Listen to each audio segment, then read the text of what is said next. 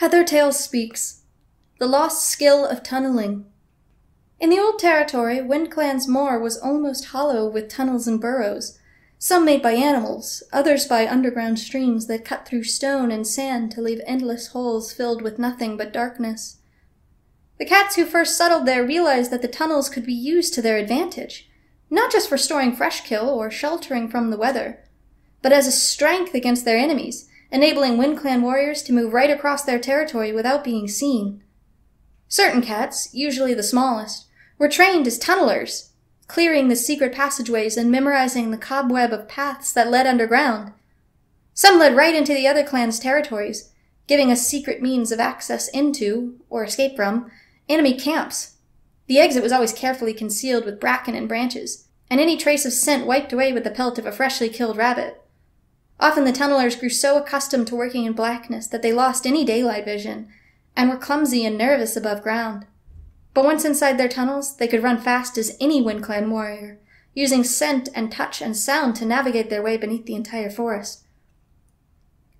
Tunneling apprenticeships were keenly fought over. In spite of having to live in dark and cramped spaces for their working lives, tunnelers had special status among their clanmates. Training took twice as long as for warriors, and injuries, even deaths, were common. A few hard-learned rules kept the most experienced tunnelers alive, and gave apprentices a chance to survive their first few moons below the surface of the moor. They learned to leave a clear scent trail, marked like a border so that they could find a way out. They came to realize the feel of the wind on their muzzles, knowing that it did not necessarily mean they were approaching the surface. Shafts strike far underground, bringing fresh air to the lowest tunnels, but it is not always possible to climb up them. And even the least experienced tunnelers stayed alert for the sound of dripping water. Rivers are no place for WindClan cats, whether they're on the surface or below ground. They learn to recognize the smell of underground animals, not to hunt them, but to stay out of their way. No cat wants to end up in a den of foxes, and cornered rabbits can break ribs with their hind legs. After several moons of traveling below the surface, tunnelers were able to imagine their route above ground, so they could keep track of where they were in the dark.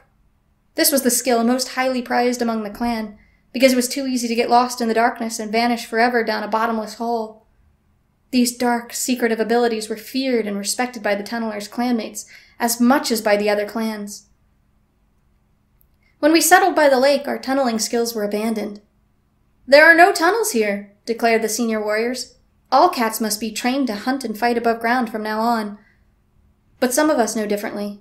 Some of us have explored and played and battled for our lives in the web of tunnels coiled beneath our new home. Cats in other clans know our secret. Lion Blaze, Jayfeather, and Hollyleaf. But it was all a terrible mistake.